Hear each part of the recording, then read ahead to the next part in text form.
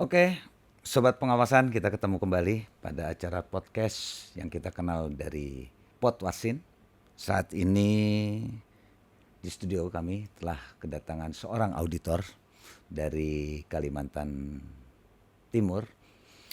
Dan pada acara hari ini kita tidak akan membahas mengenai sisi auditornya, tapi sisi lain dari seorang auditor. Dan ini suatu prestasi yang sangat luar biasa yang mungkin kalau saya secara pribadi melihat ini adalah satu prestasi yang jarang dimiliki oleh setiap ASN. Nah, di hadapan kita saat ini telah hadir Mas Eko Gokong Santoso. Saya menarik, Mas. Ya. Salam kenal dulu, Mas ya. Salam kenal, Pak Edi. Selamat ketemu di Jakarta ini ya. Alhamdulillah. Setelah pulang tertunda. ke Jakarta atau keluarga di Jakarta atau di Keluarga ikut di Kalimantan Timur. Oh, ke Kalimantan Timur. Oh, jadi ini nggak pulang ya, piknik ya berarti Piknik ya. Mas Eko. Ya. Saya tertarik pada nama atau labeling yang ada pada diri Anda. Ada nama Gokong di situ. Apa itu artinya? Nickname ya, Pak ya. Nickname ya. Ya. Itu sebenarnya julukan untuk anggota. Jadi ada komunitas kelompok pecinta alam di kampus dulu, di kampus STAN, namanya Stapala. Nah, setiap anggota itu punya julukan. Nah, saya memakai gelar Gokong itu sebagai julukan, dan itu ke bawah sampai sekarang, Pak. Ke bawah di dunia kerja. Bahkan dulu teman-teman di SMA itu sekarang manggil saya Gokong gitu. Karena sudah saking kayak melekat gitu nama Gokong gitu. Jadi nama Gokong itu adalah julukan karena Anda seorang anggota pencinta alam di STAN atau Stapala. Bicara mengenai pencinta alam, tentunya tadi yang setelah saya sampaikan di awal pembukaan podcast ini, bahwa saya mendengar banyak prestasi-prestasi atau ini ada ya fotonya ya. Wah. Ini wah luar biasa ini. Coba kembali yang nah, ini di mana ini, Mas? Ini di Himalaya. Ya. Ini ketinggian di atas 7.000 di DPL, ya? Hampir 7.000, Pak. Hampir 7.000. Ya, 6.200. Nah, bisa ceritakan sedikit pengalaman ini di Himalaya nih. Ini kebetulan yang Himalaya ini yang baru aja, Pak. Yeah. Jadi ekspedisi yang terakhir saya lakukan bulan Oktober tahun lalu. Itu di Himalaya di salah satu gunungnya. Jadi kan Himalaya itu kan pegunungan.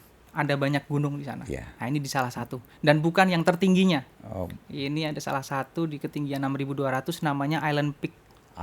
Kalau yang tertinggi kan Everest. Ya. Bulan Oktober tahun lalu. Oktober 2021 ya? Ya. Dan itu sebagai pra Everest, Pak. Jadi memang untuk ke Everest itu harus ada experience di Himalaya, di gunung es, dan ini sebagai syarat, itu semacam syarat untuk ke Everest nantinya. Untuk mendaki gunung setinggi 6.500 DPL atau di atas permukaan laut, tentunya bukan hal yang mudah ya. Tentu ada latihan-latihan dalam hal ini. Apa sih kiat-kiatnya Anda bisa menaklukkan ketinggian segitu segitu tinggi 6.500? Kalau di Indonesia yang paling tinggi Jaya Wijaya 4.800 ya, berarti ya luar biasa. Apa kiat-kiatnya sebagai orang yang tinggal di daerah tropis ini? Untuk orang tropik ya, bisa dibilang mendaki gunung es ketinggian di atas 5.000 itu ekstrim untuk orang tropik, betul ya. Itu memang dari sisi persiapan, Pak. Dulu saya pertama kali ke gunung es itu, jadi itu sebagai pengalaman yang berharga. Waktu itu saya ke Rusia tahun 2011 waktu kuliah. Itu gagal, nggak sampai puncaknya. Nah, itu jadi pengalaman berharga untuk ekspedisi berikutnya, untuk persiapan lebih. Jadi dari sisi fisik, kemudian dari peralatan, dari mental juga, Pak, terutama mental, karena mental sangat berpengaruh di situ.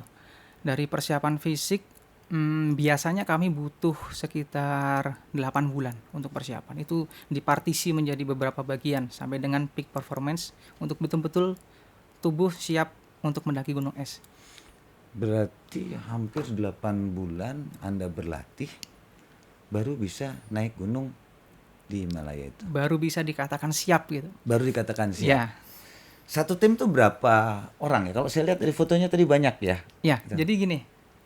Jadi ini bicara ekspedisi, Pak ya. Iya. Kalau ekspedisi itu tak lepas dari komunitas yang tadi saya sebutkan dari Stapala itu memang Stapala itu punya cita-cita menggapai 7 puncak dunia. Jadi ada 7 puncak tersebar di setiap benua. Nah, itu program itu sudah lama dan itu tidak harus dilakukan oleh satu orang. Hanya saja setiap kali pendakian satu ke pendakian lainnya, ke gunung satu gunung lainnya, itu harus ada di situ pendaki yang sudah berpengalaman. Gitu. Ya maksudnya sudah pernah begitu. Nah, saya salah satu yang sudah pernah.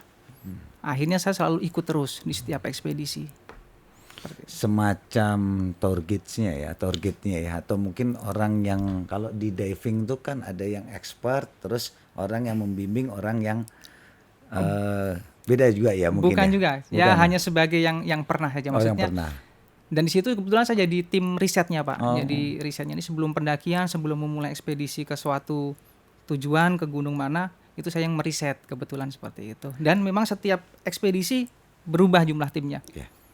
Ini kan di ketinggian 6.500. 6.200-an 6.200-an Himalaya. ya. Berarti kalau cuaca sekitar mungkin minus 20 lebih ya. Kebetulan waktu kemarin di yang pas saya mendaki tidak terlalu ekstrim cuacanya, pas bagus. Jadi bagus. itu di minus 15 lah. 15 ya. Pernah juga yang minus sampai minus 25, Pak, di gunung lain di Argentina. Oh ya. Badai. Kalau sekarang Anda naik di daerah ketinggian yang minusnya hampir 15, 25. Kan kalau tidak salah ada penyakit apa ya? Serangan dingin ya, hipotermia, Hipotermia. ya. Bagaimana cara mengatasi itu? Kan itu konon katanya itu yang paling ditakuti oleh Paling ditakuti. pendaki ya. Iya. Gimana cara mengatasinya itu? Cara mengatasinya, Pak ya. Memang kita juga rada susah itu, maksudnya mengantisipasi secara fisik ya, karena kadang ada orang yang sering mendaki gunung es tapi tiba-tiba kena seperti itu. Memang banyak faktor. Pertama yang paling mempengaruhi itu adalah kondisi psikis waktu kita mendaki. Jadi larinya ke mental juga akhirnya. Kalau kita di situ kita merasa happy, kita merasa enjoy dengan pendakian itu, nggak akan kena. Kebetulan itu terjadi betul waktu kemarin ke Himalaya. Jadi dari 4 orang itu ada 2 yang kena mountain sickness dan harus evakuasi helikopter, dan menyisakan saya dan 1 rekan yang masih bisa bertahan. Itu ya kalau dari sisi teknisnya untuk menghindari itu ya biasa banyak minum air putih. Kemudian persiapan pra ekspedisi itu kita harus menyiapkan, karena ini kan berhubungan dengan oksigen, Pak ya. Jadi kita harus mempersiapkan bagaimana kondisi tubuh kita, sel darah merahnya, hemoglobinnya betul-betul bisa mengikat secara optimal oksigen itu. Nah, itu harus ada persiapan. Makanya apa? Supaya ketika kita mendaki, sel darah merahnya pas matang. Nah, itu salah satu contohnya untuk persiapan. Artinya menghindari. memang persiapan dari awal hingga akhir itu yang Betul. diperhitungkan ya oleh seorang pendaki. Tadi Mas Eko mengatakan bahwa Himalaya ini atau bagian daripada Himalaya ini adalah salah satu gunung. Memang selama menjadi pendaki sudah berapa gunung yang pernah? Kalau saya jujur aja juga pernah naik gunung, tapi Gunung Sahari. Gunung Sahari. Jadi berbeda tentunya dengan Anda ya. Kalau beda ketinggian aja, Pak. Beda ketinggian ya memang. Kalau Gunung Sahari mungkin ya 1 di bawah permukaan laut ya. Nah, kita kembali. Udah berapa gunung kira-kira yang Anda kalau mendaki? untuk gunung yang biasa untuk ekspedisi ya, maksudnya yang di atas 4.000 sudah 5, Pak. 5 gunung es. 5 ya. Kalau di Indonesia udah Kalau semua di mungkin Indonesia ya. untuk gunung tropik alhamdulillah udah 7 summit Indonesianya sudah pernah dari Sumatera sampai Papua, kemudian Jawa sudah. Nah, tadi kita sudah bicara ya mengenai banyak hal, mengenai bagaimana suka dukanya naik gunung. Anda udah berkeluarga. Kalau tadi saya lihat ada gambarnya bawa anak ya. Ya, itu anak saya, Pak. Sudah berkeluarga, anak 1.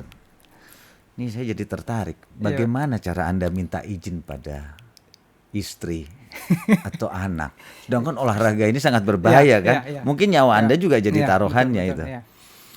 Bagaimana Anda meyakinkan keluarga Meyakinkan, Anda bahwa terutama istri Pak ya. Iya, terutama Ya, istri. apalagi Pastikan Mas. perempuan kan ada ada rasa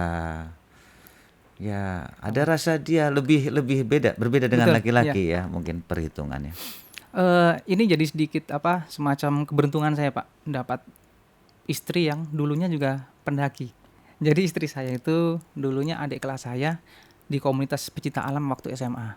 Jadi sedikit banyak dia sudah tahu lah risiko-risiko, dan dia tahu persis ketika saya menghadapi suatu hal yang betul-betul berisiko fatal, saya pasti secara rasional pasti akan menghindarinya. Jadi kekhawatiran, biasanya kan begini, biasanya kan orang kan kalau melihat orang mendaki gunung es itu, wah berarti siap mati. Ya fatalnya seperti itu ya, tapi kan ketika dihadapkan hal seperti itu ya saya harus rasional gitu.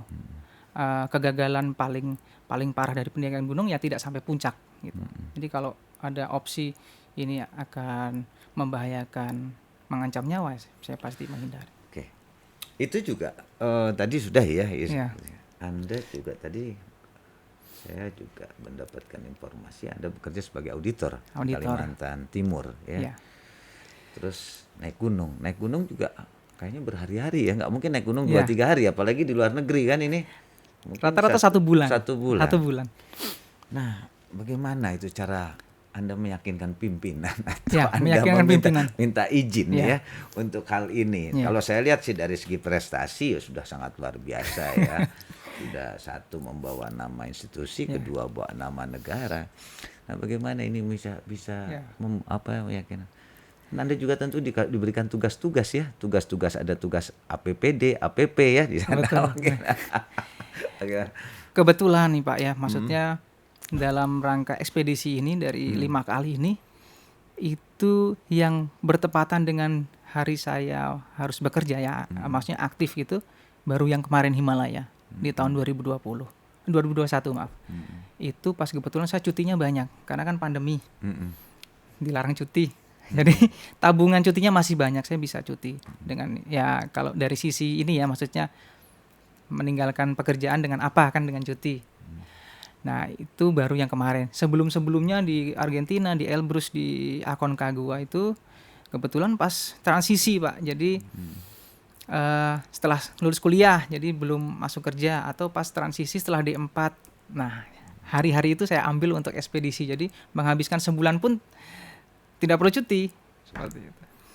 Nah, jadi Anda memanage diri Anda, manage waktu Anda, Manage waktu, ya. terus kaitkan dengan pekerjaan, terus Anda bagaimana mengambil daripada waktu-waktu cuti Betul. Anda untuk melaksanakan.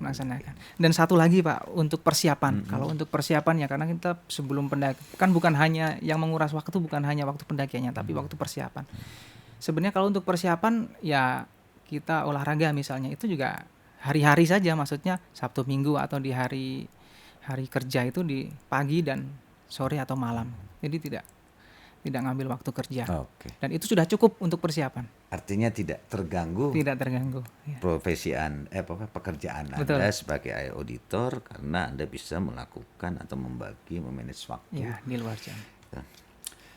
Mas Eko, saya mau bertanya ini. Pertanyaan saya sih sebetulnya agak sedikit kalau ini olahraga ekstrim, kalau saya pertanyaan saya agak ekstrim. Kalau ini Anda tadi sampaikan bahwa olahraga ekstrim, pertanyaan saya mungkin lebih ekstrim. Ini pertanyaan. Silakan Pak.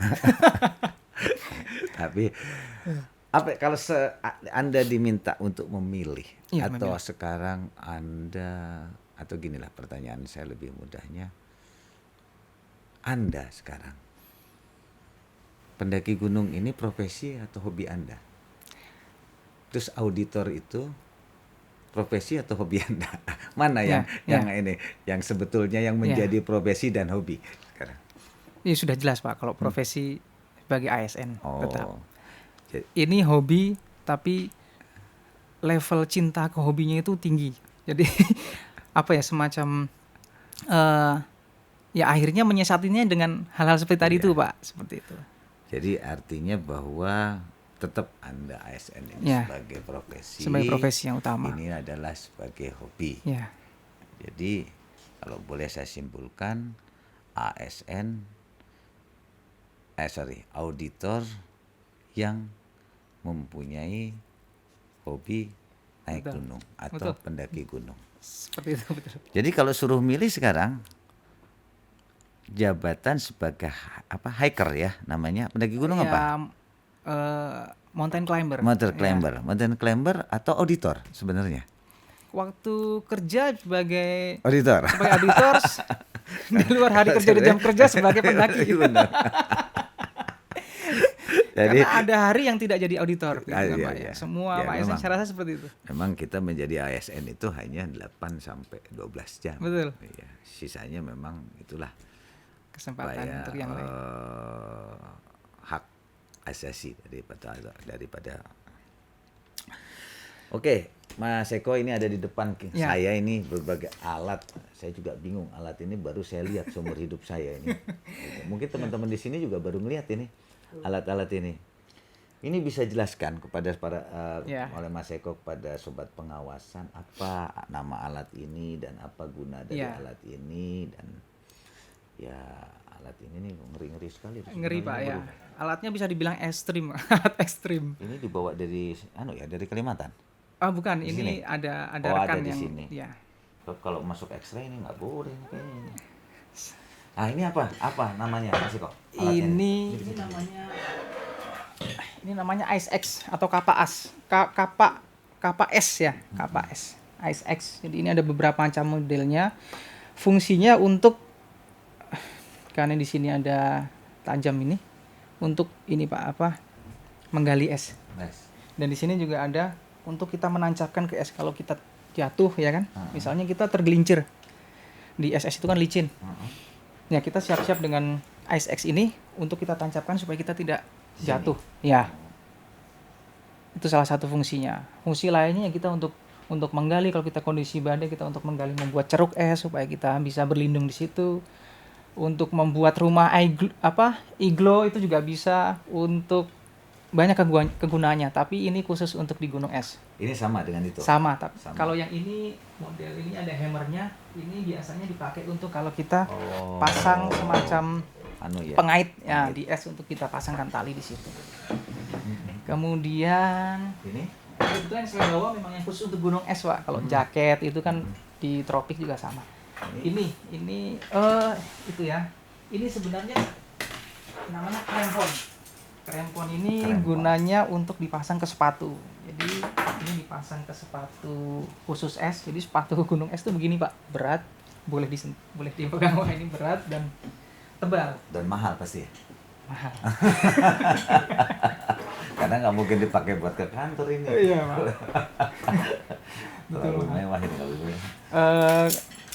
Ini dipasang, Pak, di bagian bawah supaya tidak tergelincir di es. Nah, saya sudah siapkan tadi, pasang sebelah sisi satunya, jadinya seperti ini.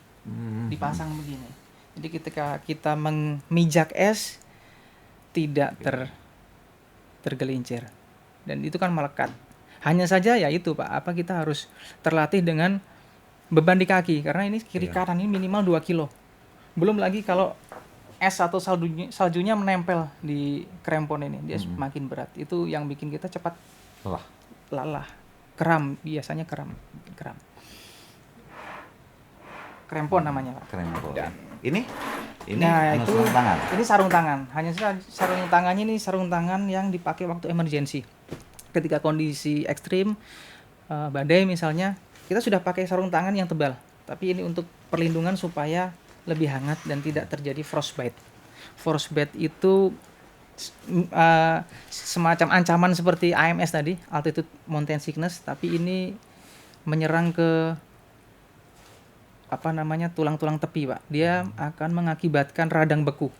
Biasanya menyerang di jari tangan, jari kaki, hidung, itu harus diamputasi. Jadi Bapak kalau melihat pendaki gunung yang udah gila dengan gunung es, itu banyak beberapa yang terpotong. Maaf. Jari kaki, jari tangan. Seperti itu. Itu memang caranya memang harus diamputasi, karena kalau tidak diamputasi segera di saat itu atau setelah dibawa ke medik, itu akan menjalar. Jadi misalnya ujung sini kena, dia bisa menjalar ke bagian lainnya. Namanya mitten. Biasa dipakai untuk kondisi seperti itu. Dan kebetulan baru sekali pakai waktu di Aconcagua di Argentina. Memang kebetulan waktu itu terjadi badai dan ketinggiannya memang tertinggi kedua di dunia ya setelah Everest dari Seven Summit. Ini kalau dari alat-alat ini ya, ini yang paling minimal untuk dimiliki atau standar daripada seorang pendaki di gunung es ya berarti. Ya. Ini. Minimal dan ini alat yang secara khusus untuk gunung es. Sebenarnya kalau untuk peralatan yang lain juga harus bawa. Misalnya kayak jaket itu memang secara material dan spesifikasinya beda dengan yang biasa kita pakai di tropik. Kemudian kantong tidur ya, sleeping bag itu harus bisa menahan kondisi ekstrim sampai 45 derajat. Karena kita kondisi tidur otomatis kita tidak melakukan gerakan, itu kita lebih cepat menyerap dingin. Kemudian tenda juga harus yang tahan badai. Helmet, goggles, kacamata itu wajib pakai karena di gunung es itu Pak. Ketika cuaca terik, pantulan dari es itu ke mata itu UV-nya lebih kuat. Itu bisa menyebabkan namanya snowblind. Kebutaan karena kena salju. Kita betul-betul karena pengalaman teman pernah seperti itu. Begitu dibuka kacamatanya dia gelap terus panjang jalan dituntun. Nah, itu semacam.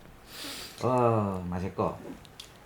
Ini kan pengalaman yang yang luar biasa ya menurut saya. Nggak setiap orang atau kami semua memiliki pengalaman seperti itu, seperti Anda alami ya.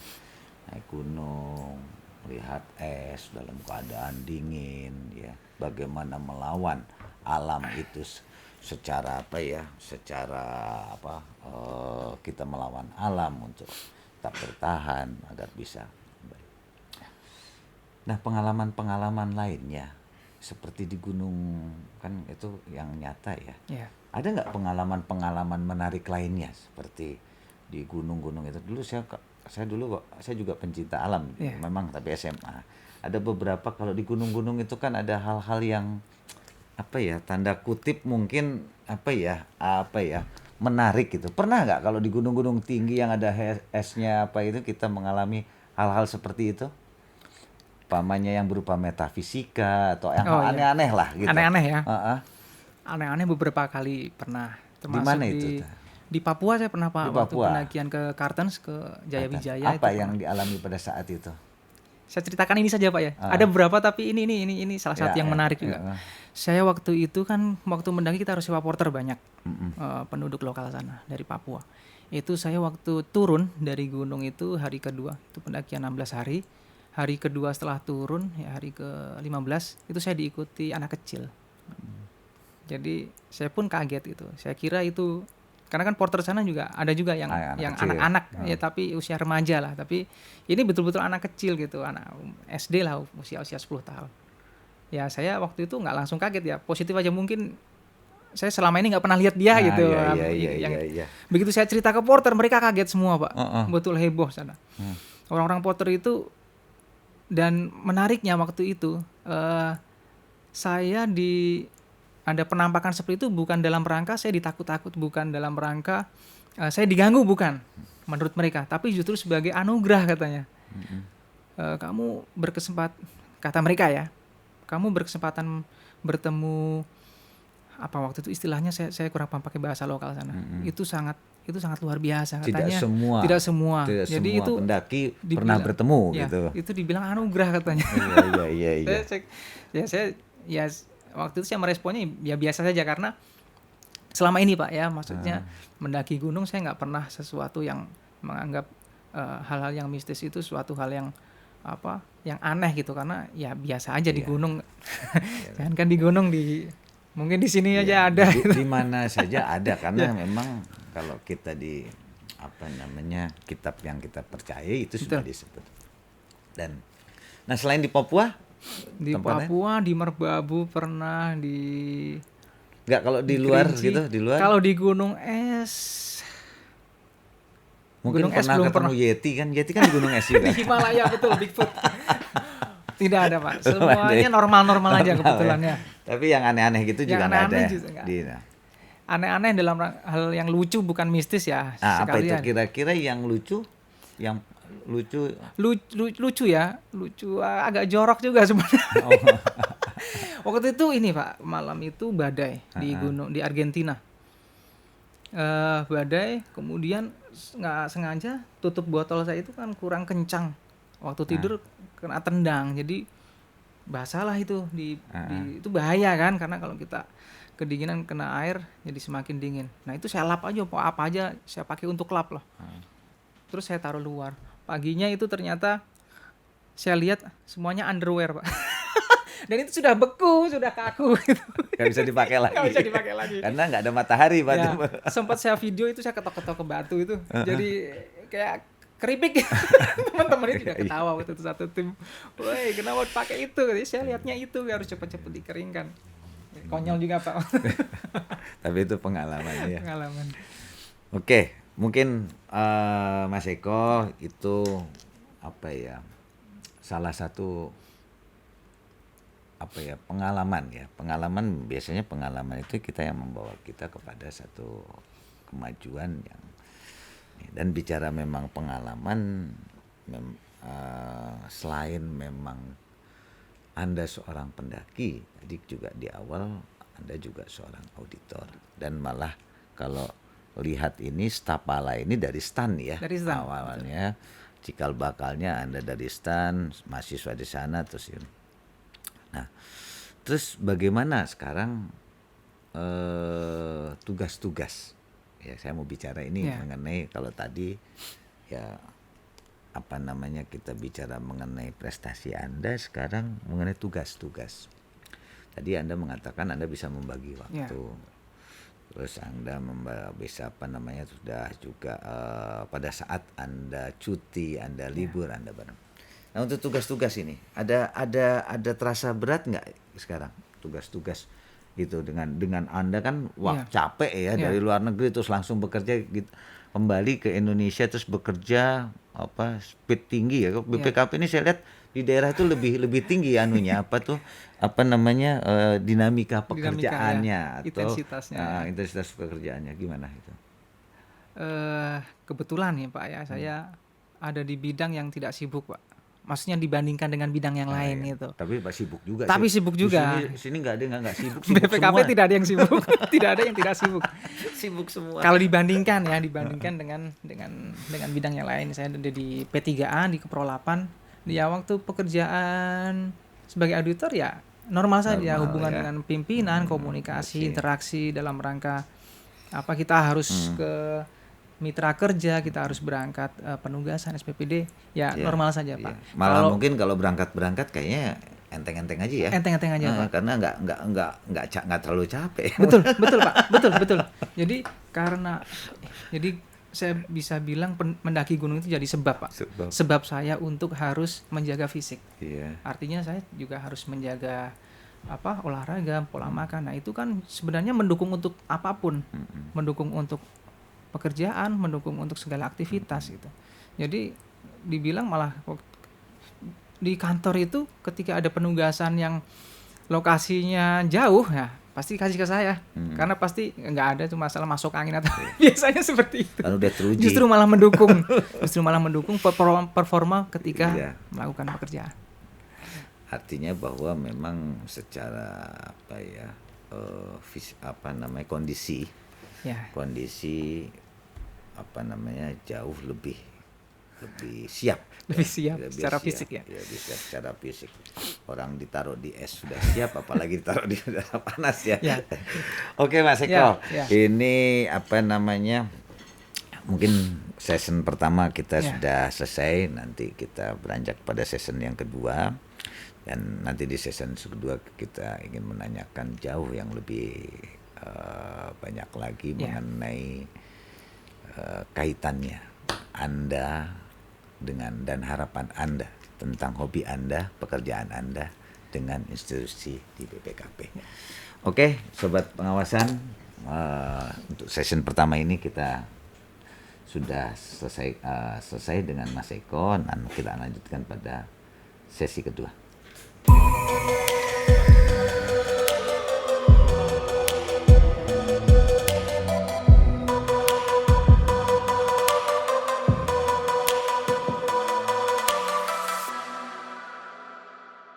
Oke, sobat pengawasan, sobat Potwasin, kita lanjutkan bincang-bincang santai dengan Mas Eko.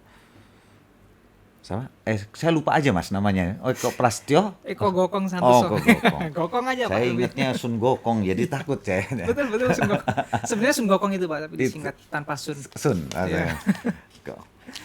Oke, kita lanjutkan pembicaraan dengan Mas Eko. Tadi kita sudah bicara tentang pengalaman Ya. Anda pada saat dengan hobi Anda dan hobi Anda yang sangat ekstrim dan sangat, kalau saya pikir ini sangat ya quote and quote sangat membahayakan. Tapi Anda berusaha melalui dan membuat prestasi, dan saya pikir nih prestasi ini juga bukan hanya prestasi Anda tapi prestasi untuk BPKP juga. Dan saat ini saya ingin bertanya, akan sedikit beralih pertanyaannya sedikit mengenai apakah yang Anda inginkan sebenarnya dengan Anda sudah anggap sebagai punya pengalaman, punya pengalaman sebagai mountain climbing atau pendaki gunung, terus sudah berbagai gunungnya. Apa yang Anda inginkan sebenarnya di BPKP ini? Misalnya lah ada generasi muda atau Anda ingin membentuk wadah seperti ini kalau dimungkinkan. Apa kira-kira yang mungkin saya yakin Anda udah punya konsep. Gitu. Saya betul Pak Jadi ini menjadi misi Pak menjadi misi pribadi dari pendakian gunung ini, dari segala macam kegiatan ekspedisi yang ekstrim itu, kira-kira jadi awalnya misi ini berawal dari pertanyaan, manfaatnya apa untuk sekitar, seperti itu. Jadi kalau bicara sekitar, saya adalah dalam lingkungan BPKP, saya ingin menularkan sisi positifnya, yaitu adalah kesehatan Pak. Jadi kalau sisi ekstrimnya tidak bisa saya tularkan ke teman-teman. Saya tidak mungkin mengajak teman-teman untuk mendaki gunung ke ekstrim. Kalau gunung-gunung yang biasa bisa, karena itu juga sudah sempat saya lakukan. Tapi kalau untuk yang untuk yang sehatnya itu sangat mungkin. Jadi di BPKP di Kaltim saya bikin komunitas lari. Apa yang saya bisa untuk saya tularkan. Termasuk pendakian itu saya sempat mengemas sebuah kegiatan Pak. Trekking, jadi bukan mendaki gunung, bisa dibilang mendaki gunung tapi tidak nanjak, namanya trekking. Kemarin saya membawa rekan-rekan kantor itu sekitar 60 orang trekking ke hutan dan susur sungai. Itu semuanya happy dan merasakan semua manfaatnya. Berapa orang pada saat itu? 60 orang. 60 orang? Termasuk Bapak Kaper, kemudian Ibu Kapernya. Jadi ibu-ibu Dewe itu mereka luar biasa namanya. Teman-teman auditor, Bapak Korwas, Kabak TU, lengkap semuanya ikut Pak. Dan mereka satu hari. Jadi kita berangkat dari pagi sampai kembali sorenya. Tidak ada sinyal. Jadi selama ini mereka hidup di dunia yang back to nature kembali ke alam. Kembali ke alam betul. Kalau dibilang di hutan tidak ada koneksi, nggak ada wifi, nggak ada sinyal. Tapi koneksi antar mereka itu justru jadi semakin kuat, semakin erat dengan mereka saling bisa interaksi, saling tolong menolong, ngobrol yang selama ini nggak pernah mereka obrolin kalau biasa di kantor itu. Betul-betul mereka menikmati di situ Pak, di hutan, di sungai itu. Jadi, itu di Samarinda. Di Samarinda. Ya. Jadi memang sepertinya Anda sudah berusaha untuk bagaimana caranya orang-orang di sekitar Anda ini ikut kegiatan Anda. Tapi misinya adalah bagaimana mereka itu bisa sehat. Sehat, betul. Kan gitu. Ya, tapi ya memang kalau ekstrimnya sangat bahaya, bisa dimarahin Anda banyak. Janganlah, cukup saya saja. Kalaupun ada nanti ya harus ngikutin programnya. Paling tidak kalaupun yang untuk ekstrimnya itu saya pikir harus mulai back dari awal itu. Betul. Nggak bisa pada saat. Nah, di BPKP kan setahu saya nggak ada ini wahana atau wadah pencinta alam ini belum ada. Sebenarnya ada, Ada tapi ya? masih cikal bakal, Pak. Cikal bakal ya. Ya, Kalau nggak salah di Tipors itu ada ya. Saya tidak dalam wadah, Pak, tapi orang-orangnya ada, Ada, gitu. orang-orangnya ada Tinggal ya. launching saja, Pak. Sebenarnya Tinggal tinggal launching saja sebenarnya. ada. Kalau nggak salah ada itu, saya lupa ya. Saya juga saya walaupun ada itu kalau nggak salah ada kalau di ini ada apa namanya ininya itu ada. Komunitasnya ada, Komunitas ya. wadah ininya ada, cuman tinggal komunitasnya. Dan memang bila memang ini bisa disatukan terus bisa menyatu, tentunya nantinya juga ini bisa akan berkembang menjadi olahraga. Betul, ya, Pak. Olahraga yang apa tuh namanya, olahraga yang bisa tadi bisa menyehatkan. Ya, menyehatkan. Nah, dengan sehat juga bisa meningkatkan atau kinerja Kinerja, karena orang di performa. dalam yang orang sehat pasti tubuhnya kuat ya. Iya, Mensana in betul. corpore Mensana in corpore sano. Ya, seperti itulah mungkin. Betul. Oke. Nah, Mas Eko, kan tadi juga sudah disampaikan Anda juga udah menularkan agar sehat Ya, ya. Terus juga Anda juga ingin bahwa nantinya ada komunitas ini di BPKP, mudah-mudahan segera terwujud. Terus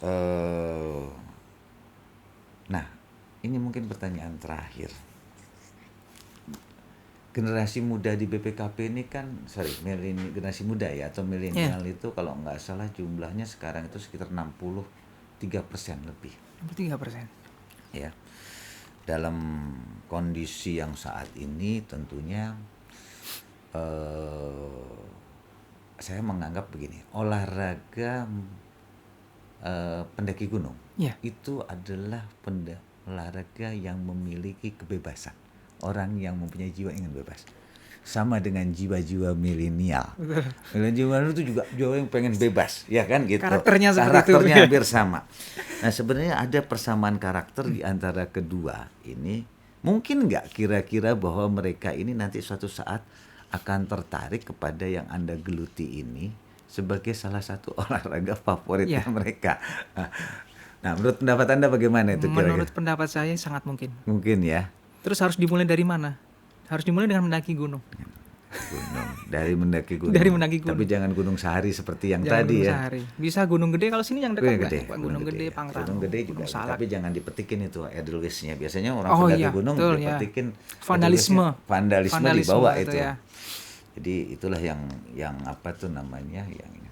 Memang gede, Pangrango, Salak, bergeser ke sana di Jawa Semeru, Rinjani. Terus Merapinya yang di Sumatera Barat dan Marapi ya di sana. Itu. Oke, ini terakhir Mas Eko.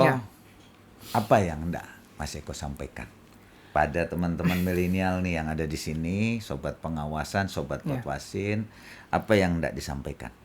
Dan mungkin juga ya ajakan apa dan ini. Monggo. Atau mau menyapa teman-teman di Kalimantan Timur. Kalimantan Timur. Ya. Tapi saya sudah menyebutnya tadi Pak waktu kegiatan trekking. Jadi kemarin masih hangat, jadi sempat saya singgung tadi kegiatan trekkingnya teman di Kaltim. Untuk rekan-rekan di BPKP yang baik yang senior maupun junior, ini saya merasakan mungkin bedanya saya agak ekstrim. Tapi mungkin ini juga ada di bagian Bapak Ibu semua, bahwa kita akan merasakan nikmat sehat itu adalah nikmat yang paling utama. Karena kata ada seorang tokoh itu bilang, kita tidak bisa menikmati nikmat yang lain kalau kita tidak ada nikmat sehat. Seperti itu. Jadi mendaki gunung ini adalah sebab saya untuk menjaga tubuh agar sehat. Dan ini juga harus dilakukan oleh setiap pegawai di BPKP. Bapak suka tenis, Bapak suka badminton, futsal, sepak bola, apapun itu, giatkan, tekuni, dan lakukan dengan benar. Karena kalau kita misalnya melakukannya dengan sembarangan, dengan tidak persiapan, dengan kondisi yang tidak ideal, itu justru akan tidak sehat. Nah, ini saya harap ini ada di setiap diri ASN BPKP, terutama teman-teman milenial Pak, karena saya melihat agak prihatin juga karena beberapa udah agak bergeser. Dulu yang angkatan saya masih senang nih, ada orang-orang yang futsal, orang-orang yang tenis, badminton masih banyak. Sekarang banyak yang main game, banyak yang kurang tidur, yang begadang ya seperti itu. Yuk kita sama-sama, dan ini menjadi PR, menjadi tugas setiap unit di BPKP, di perwakilan. Ayo para kaper di setiap daerah, para kabak TU, kita giatkan lagi olahraga kita lengkapi sarana prasarana kita, berikan kesempatan untuk berolahraga yang banyak untuk teman-teman BPKP. Oke, sangat luar biasa Mas Eko, bahwa memang betul dari sisi satu hobi, terutama di pendakian ini akan menciptakan satu kesehatan jiwa yang sehat, fisik yang sehat, dan mana fisik yang sehat kita akan bisa bekerja secara optimal, di mana pekerjaan itulah yang diharapkan oleh pimpinan atau institusi dalam kinerjanya. Sekali lagi terima kasih Mas Eko atas kehadirannya di studio kami, dan saya yakin sekali masih banyak nanti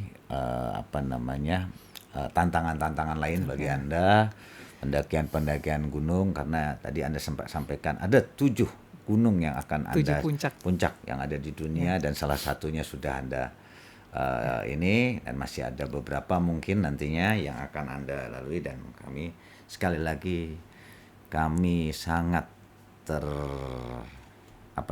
termotivasi melihat kegigihan, keandalan, dan juga perjuangan Anda, terutama bagaimana mengenalkan olahraga ini, dan kedua juga membawa nama institusi. Sekali lagi kami sangat mengapresiasi. Mungkin itu. Terima kasih kembali Pak atas kesempatan podcast ini, jadi saya bisa banyak ngomong. Ini memang podcast ini malah seharusnya kita yang sering-sering sebenarnya. Nanti saya janji kalau saya masih ada, atau mungkin nanti Bu Dewi mungkin yang akan undang. Kalau Anda gunung yang kedua, kita akan pasti. Siap Pak, siap. Sekali lagi terima kasih. Terima kasih Mas Eko. Oke, sobat pengawasan, itu tadi bincang-bincang santai saya dengan salah satu pendaki gunung ASN BPKP yang juga seorang auditor, yang mana pada saat ini dia telah mendaki satu dari tujuh puncak tertinggi di dunia, dan kita harapkan bahwa nanti ada puncak-puncak gunung berikutnya yang akan menjadi tantangan yang bersangkutan. Dan ini sangat membanggakan karena apa yang dilakukan adalah dalam rangka menularkan atau membuat jiwa kita menjadi sehat, fisik kita menjadi sehat, yang merupakan salah satu modal kita dalam bekerja. Sekali lagi sobat pengawasan, sampai jumpa pada session berikutnya. Salam sehat selalu dari Studio Podcast. Oke, Mas Eko, sehat selalu. Amin Pak, sehat selalu Pak.